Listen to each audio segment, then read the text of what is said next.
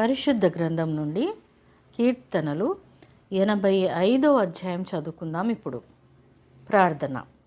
పరిశుద్ధుడా పరిశుద్ధుడా పరిశుద్ధుడా, నీకే స్తుతులు స్తోత్రాలు వందనాలు చెల్లిస్తున్నామయ్యా.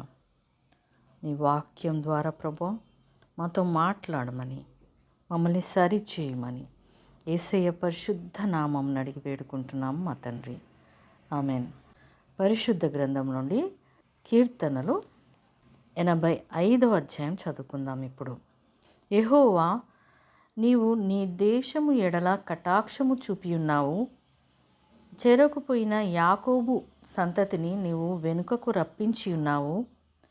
నీ ప్రజల దోషమును పరిహరించి ఉన్నావు. వారి పాపమంతయు కప్పివేసి ఉన్నావు. నీ ఉగ్రత అంతయు మానివేసి ఉన్నావు. నీ కోపాగ్నిని చల్లార్చుకొని ఉన్నావు. మా రక్షణకర్త వగు దేవా, మా వైపునకు తిరుగుము. మా మీదనున్న నీ కోపము చాలించుము. ఎల్లకాలము మా మీద కోపగించెదవా? తరతరములు నీ కోపము సాగించెదవా? నీ ప్రజలు నీ యందు సంతోషించున్నట్లు నీవు మరలా మమ్మను బ్రతికింపవా? యెహోవా, నీ కృప మాకు కనపరచుము. నీ రక్షణ మాకు దయచేయము. దేవుడైన యెహోవా సెలవిచ్చు మాటను నేను చెవిని పెట్టెదను. ఆయన తన ప్రజలతోనూ తన భక్తులతోనూ శుభవచనము సెలవిచ్చును. వారు మరలా బుద్ధిహీనులు కాకుందురుగాక.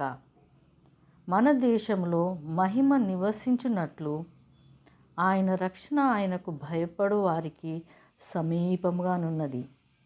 కృపా సత్యములు కలుసుకునినవి, నీతి సమాధానములు ఒకదానినొకటి ముద్దు పెట్టుకునినవి. భూమిలో నుండి సత్యము మొలుచును, ఆకాశంలో నుండి నీతి పారజూచును. యెహోవా ఉత్తమమైన దానిని అనుగ్రహించును, మన భూమి దాని ఫలమునిచ్చును. నీతి ఆయనకు ముందు నడుచును, ఆయన అడుగుజాడలలో అది నడుచును.